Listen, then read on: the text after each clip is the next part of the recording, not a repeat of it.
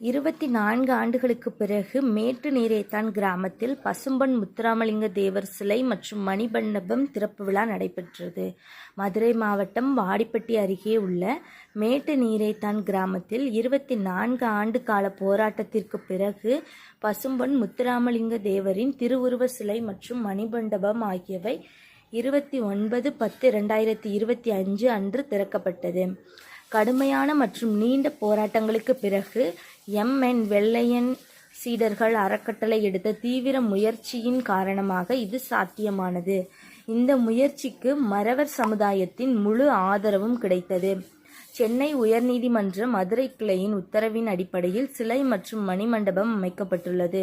மறவர் சமுதாயம் மற்றும் கிராம பொதுமக்கள் அனைவரும் ஒன்றிணைந்து இந்த சிலை மற்றும் மணிமண்டபத்தை திறந்து வைத்தனர்.